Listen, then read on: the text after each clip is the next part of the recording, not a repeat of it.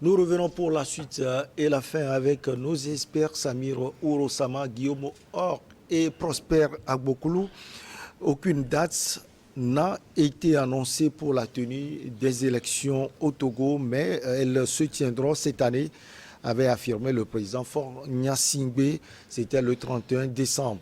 Des centaines de militants de l'ANC se sont rassemblés sur une petite place publique à Agoé, localité située dans la banlieue nord de la capitale du Togo. On va écouter le leader de l'ANC, Jean-Pierre Fabre, et on revient pour la suite. Un meeting de mobilisation.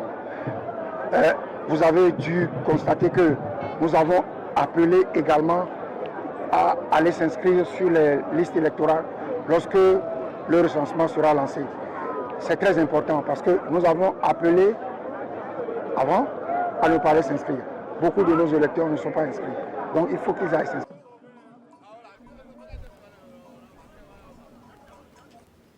Samir Ourosama, quelque chose a changé dans la sortie de Jean-Pierre Fabre. Il invite ses militants à aller se faire recenser parce que, dit-il, il avait déjà demandé à ses militants de ne pas le faire. Le discours a sans doute changé. Peut-être avant d'agir, avant de réagir, pardon, par rapport à ce que vous disiez tout à l'heure, il faut peut-être apporter un rectificatif. Aujourd'hui, l'ANC n'est pas un grand parti politique de l'opposition. Et je pense que les paramètres pour juger de la grandeur ou du poids d'un parti politique par rapport à une situation donnée, nous les connaissons nous-mêmes. La participation aux élections et les différentes élections qui ont été organisées ne donnent pas à l'ANC ce qualificatif-là de grand parti politique de l'opposition. Le dernier résultat, c'était 4%. Exactement. Donc, je pense que vous pouviez faire votre propre lecture par rapport à ces éléments-là.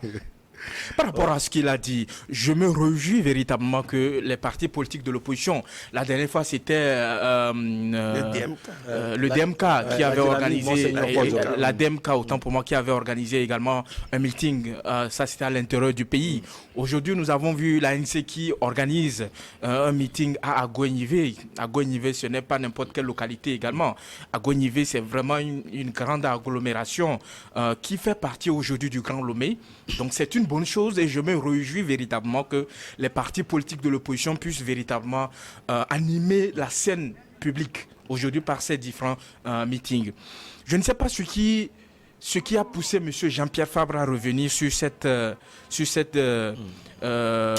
décision-là, parce que je me rappelle très bien, vous l'avez si bien dit, lorsqu'ils appelaient la population au boycott. Et sur votre plateau ici, j'ai bien dit cela, qu'à aucun moment, le peuple ne doit pas se laisser berner par les hommes politiques, qu'ils soient de l'opposition ou du pouvoir. Du parti au pouvoir. Parce que après tout, ces gens-là sont en train de chercher le pouvoir. Et vous, que vous participiez ou non à l'exercice de votre droit, parce que voter d'abord c'est un droit, que vous manifestez ce droit-là, après tout vous n'aurez que vos yeux même pour pleurer, parce que les conditions dans lesquelles vous vivez, ce que vous avez comme besoin ne pourront être résolus que lorsque vous exprimez votre voix dans le choix des personnalités ou des dirigeants des différentes institutions qui animent la vie publique. Aujourd'hui, il revient sur une très bonne lancée. Parce qu'un leader politique, celui qui est appelé à exercer le pouvoir, doit tenir un langage d'homme politique. On ne boycotte jamais le recensement électoral. D'abord, il dit que c'est compte tenu, on ne boycotte jamais les élections. Parce que le droit de vote est inscrit dans notre constitution.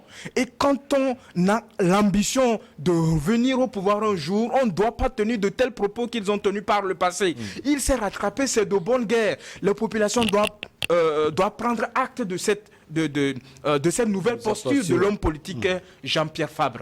Mais si vous le permettez, je voudrais faire une analyse globale par rapport à ce parti politique de l'opposition. L'ANC. Vous savez, c'est un parti politique qui tient des propos, d'habitude, des propos qui ne sont pas rassembleurs, des propos qui divisent. Lesquels, par exemple par exemple, lors de ce meeting, il dit que le pays est dirigé comme un butin de guerre. Mais est-ce que c'est sérieux pour un homme politique de tenir de tels propos dans une république, dans un pays où nous sommes confrontés à des problèmes, notamment le djihadisme, l'extrémisme violent, tenir de tels propos que le pays est dirigé comme un butin de guerre, dans un pays où les institutions sont mises en place, où nous organisons régulièrement les élections pour renouveler les institutions. Vous pensez qu'il n'a pas raison? Les élections auxquelles vous participez en tant que parti politique, les élections auxquelles vous avez été élu comme maire, vous participez à la gestion des affaires publiques au plan local. Vous pensez que le pays est géré comme un butin de guerre. Votre commune est dotée d'une certaine subvention de l'État. Vous prenez cet argent-là, vous le gérez et vous pensez que le pays est géré comme un butin de guerre. J'invite tous ceux qui nous suivent sur New World TV d'aller chercher ce qu'on appelle butin de guerre. Lorsqu'on dit que un pays est géré comme un butin de guerre, ce que cela signifie. Et je pense que Jean-Pierre Fabre doit présenter les excuses aux autorités de ce pays par rapport à ces propos qui n'arrangent pas, qui sont insultants, qui insultent ceux qui travaillent d'arrache-pied pour que nous puissions vivre en harmonie.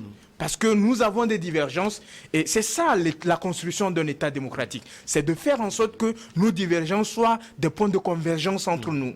Et de tels propos, je ne pense pas que cela puisse nous arranger. Alors, Guillaume, est-ce que vous comprenez, vous arrivez à comprendre les propos de Jean-Pierre Fabre, butin de guerre, ou encore appeler ses partisans à aller se faire recenser? Je comprends, même si je ne suis pas totalement d'accord, je comprends.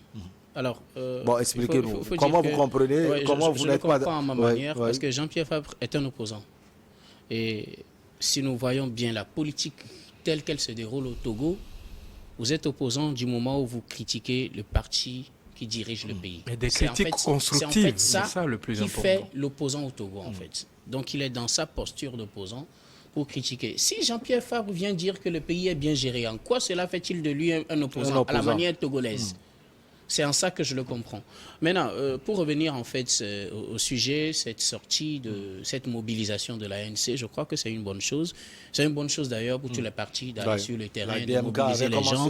Oui, de commencer déjà par mobiliser les gens parce que nous sommes à l'approche des élections. Des élections régionales et législatives. Des législatives, on en a connu, mais des régionales, ce sera une première pour nous. Donc, je pense que c'est une bonne chose déjà de commencer par aller sur le terrain. On aurait même pu se lever tôt, mais on connaît les conditions, les restrictions en matière de rassemblement.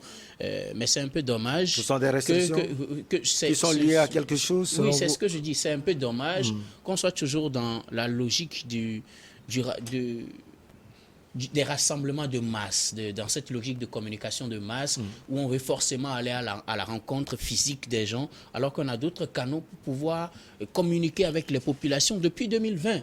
Ça veut dire que si, par exemple, il y a toujours des restrictions, ou bien on est toujours au fort de Covid, et qu'on dit, bon, jusqu'à peut-être à un tel moment, les manifestations sont interdites, les partis là vont rester dans leur léthargie, jusqu'à un certain moment, si à 5 mois de la présidentielle, on ouvre les vannes, ou bien à un certain moment, on ouvre les vannes, on sait qu'on n'aurait plus assez de temps pour mobiliser les gens, et c'est à ce moment qu'ils vont commencer par se bousculer auprès de la population.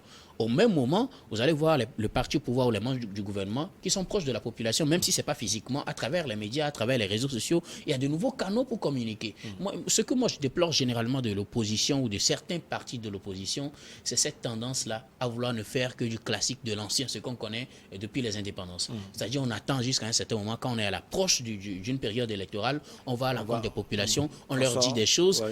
Parfois ça marche, mais les gens seront surpris qu'à un certain moment ça ne marche plus.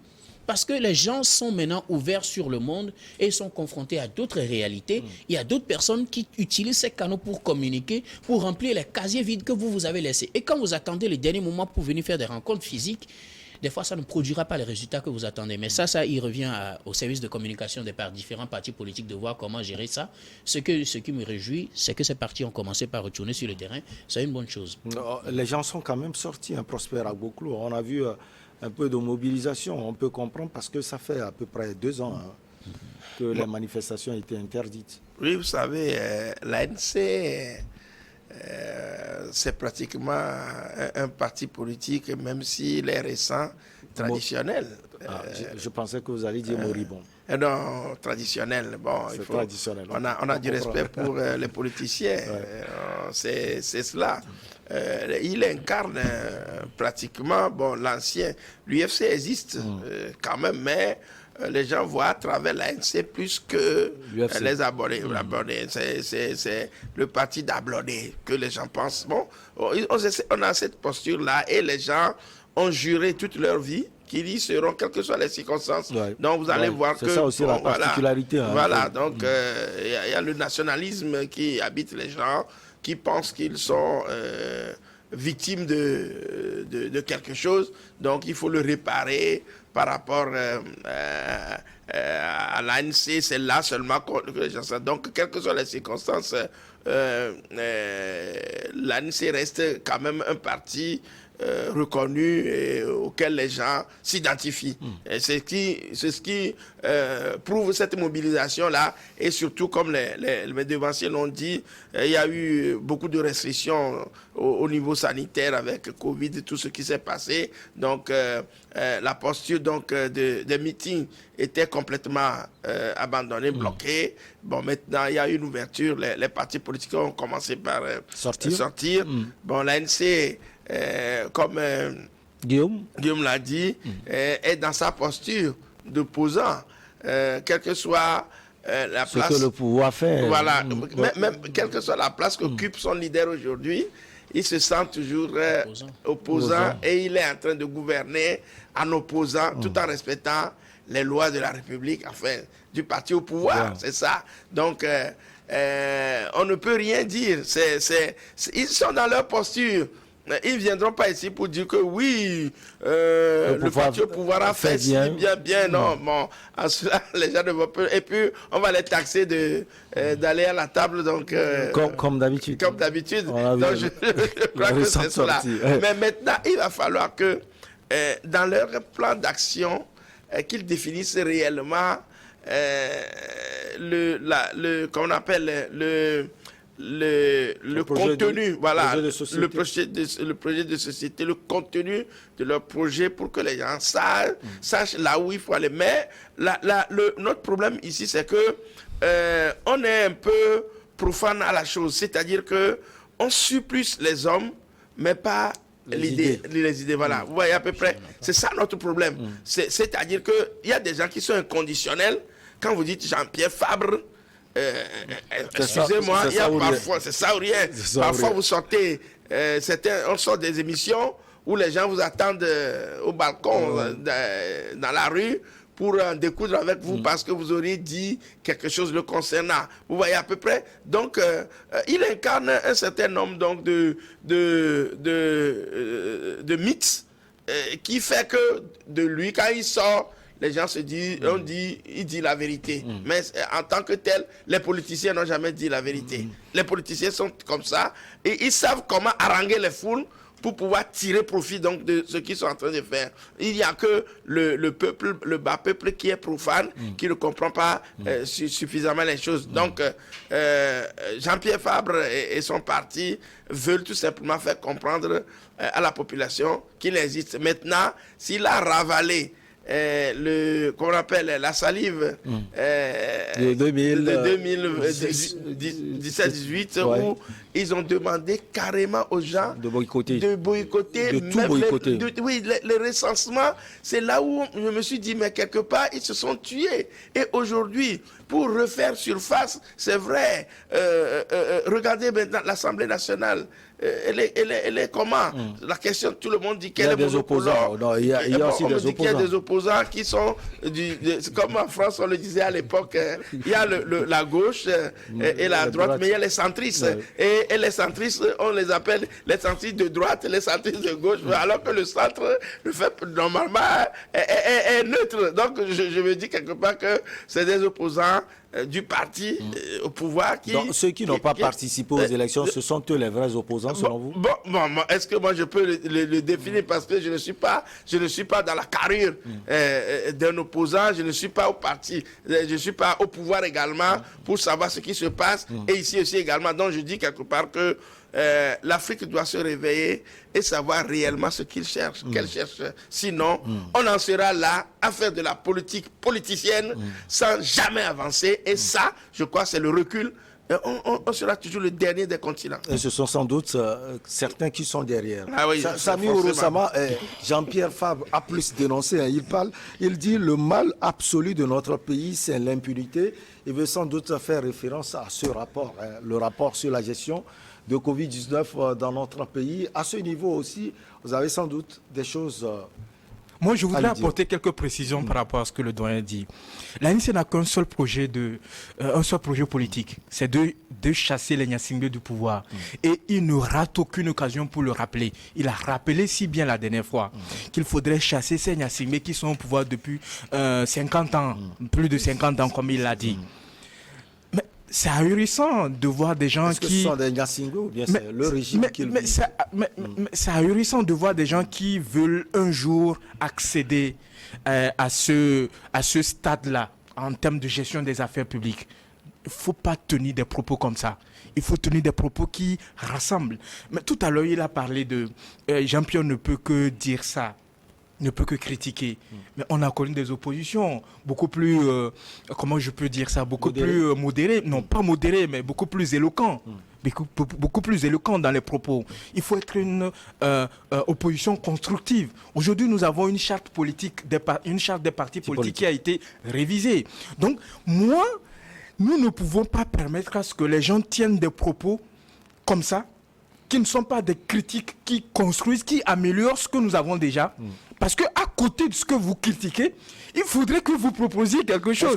Parce que pour moi, c'est facile. C'est de Jean-Pierre Fabre. C'est facile, mais c'est général. C'est la même chose. C'est la même chose. C'est la même chose au niveau de l'opposition africaine. Aujourd'hui, il évoque la question de l'alternance, M. Jean-Pierre Fabre. Mais lui, il est à la tête de ce parti depuis combien d'années? Il est à la tête. C'est de veiller à ce que, lorsque nous voulons créer des partis, que les partis ne se fondent pas par une seule personne ou ne se posent pas sur une seule personne. Il faut qu'à un moment donné, le directoire ou le comité directeur du parti puisse se réunir et de dégager des gens. Vous voulez à un dire moment donné, d'abord au niveau du parti politique. Mais bien sûr, mais quand on veut de l'alternance au niveau du pays dont nous avons tous en partage, il faudrait qu'on montre l'exemple au niveau local de là où nous sommes en train de gérer les choses, notamment au niveau du parti politique. Maintenant, lorsqu'il parle de l'impunité, mais il veut parler de quoi? Du rapport sans doute. Mais du rapport, la gestion de Covid-19. La gestion de Covid-19, vous pensez qu'on sort un rapport comme ça et tout d'un coup vous attendez qu'on renvoie les gens en prison? Mais il y a tout un processus. Mais c'est-à-dire que, moi je ne comprends pas les gens. C'est-à-dire qu'on sort un rapport comme ça, ça ne fait même pas combien, ça ne fait même pas un mois que les gens s'attendent que le chef de l'État sort. Moi, j'entends toujours les gens disent le chef de l'État doit. J'ai entendu le président du parti Net que le chef de l'État doit agir. Mais comment ça? Nous ne sommes pas dans un village. Nous sommes dans un État où les institutions fonctionnent, où nous avons une justice qui est autonome, où nous avons le Parlement, où nous avons le gouvernement qui incarne le pouvoir exécutif. C'est quand même l'opposition qui est dans l'hémicycle. Mais exactement, il faut qu'il appelle. Il faut qu'il appelle la justice à s'en saisir du dossier.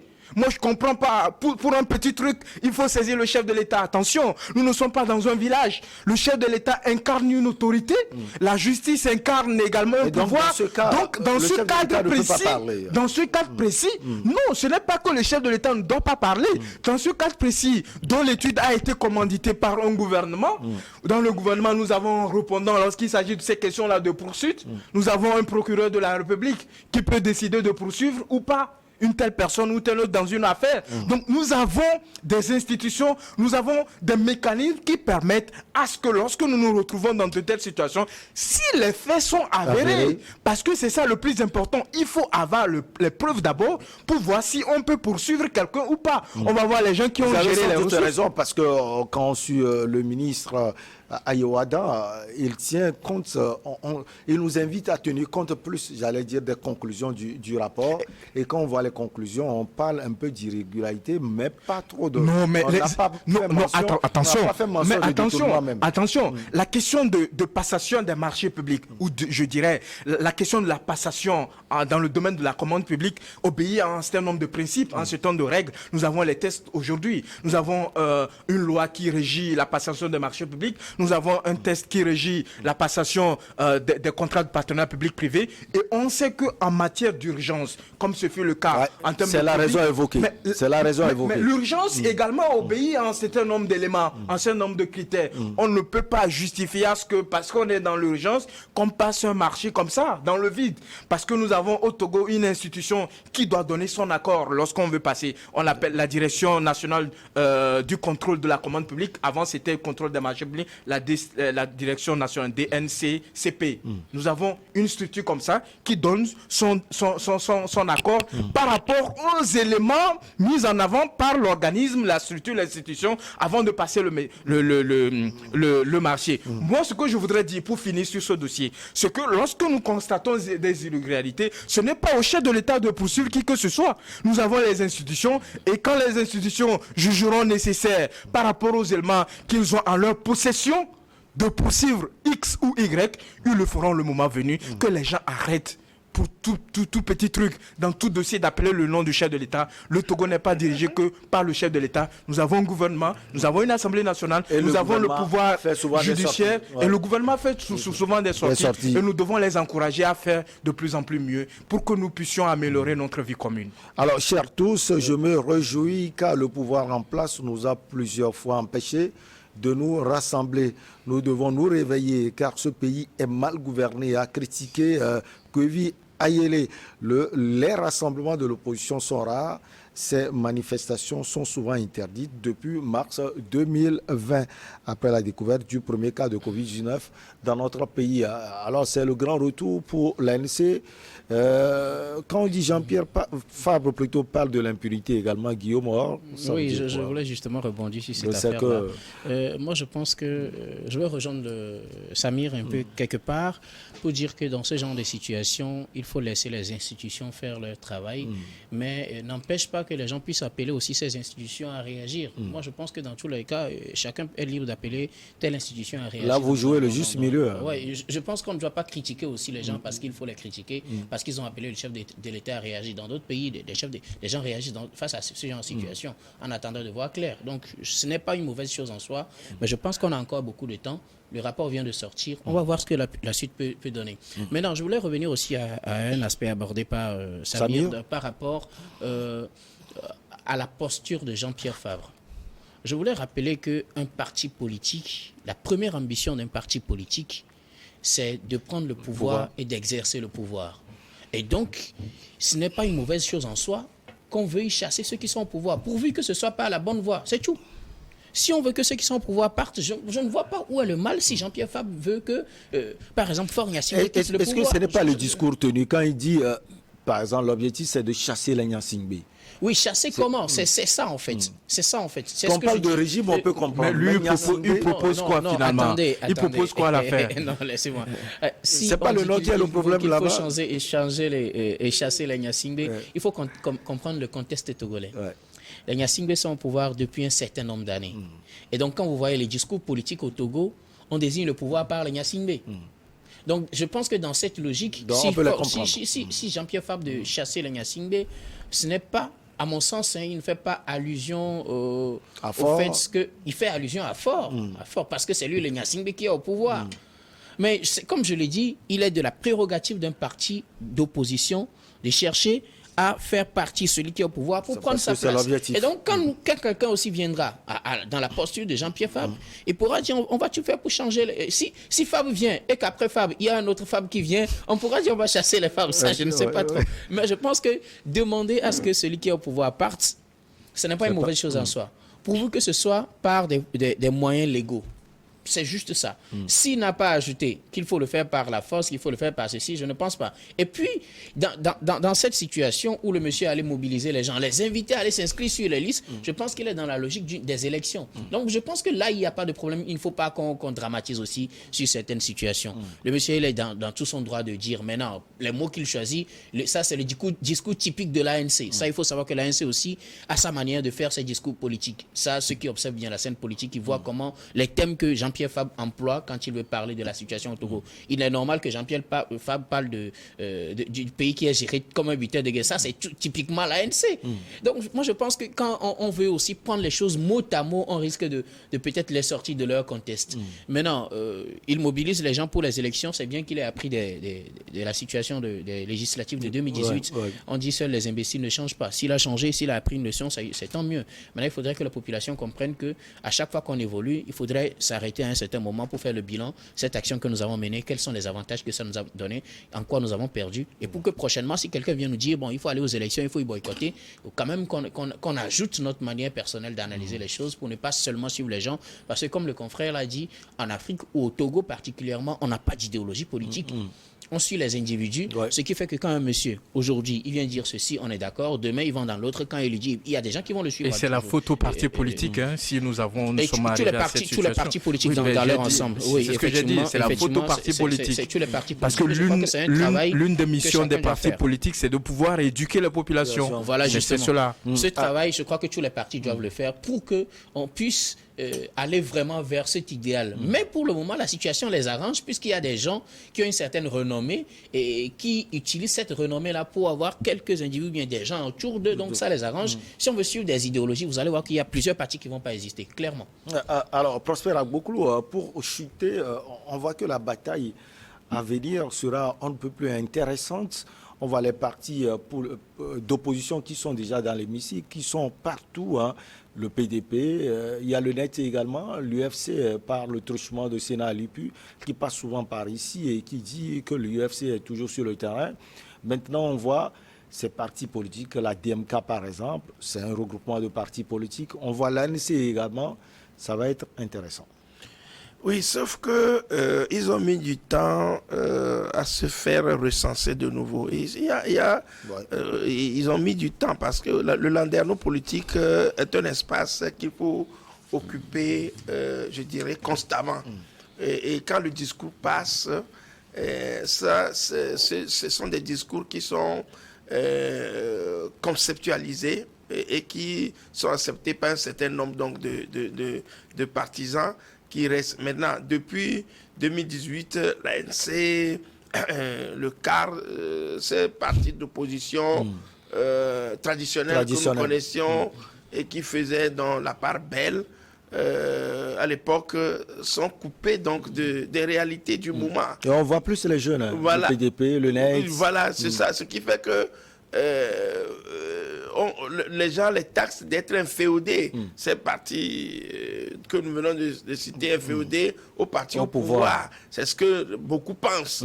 Bon, maintenant, c'est de leur droit de le penser. Maintenant, ça dépend donc des actions posées, du discours tenu donc par ces partis-là. Donc, finalement, la bataille s'annonce. Mais je peux dire tout simplement qu'il est tout simplement difficile de minimiser la portée du parti au pouvoir qui s'est installé, qui travaille tous les jours, qui travaille tous les jours, voilà, qui ne se repose pas, qui est partout et qui est resté pendant ce temps-là sur le terrain au moment où c'est que... C'est parce que peut-être on a, comme les opposants le disent, on avait accepté que le parti au pouvoir le puisse mener des meetings. Il y a des gens qui passent par ici. C'est ce que je dis. Ils sont au pouvoir. Ils ont le pouvoir, ils ont la manette, ils ont l'argent avec eux. Ils ont donc, bref, ils ont tout. Ils ont tout. Vous voyez à peu près. Donc ils ont la maîtrise du territoire. Vous comprenez. L'administration pratiquement est entre leurs mains. Donc c'est difficile de minimiser la portée donc de leur aura. Donc ce qui veut dire que simplement je dirais que ce soit tous les partis politiques de l'opposition, ils ont du pain sur la planche. Ça a été un plaisir de vous avoir sur ce plateau.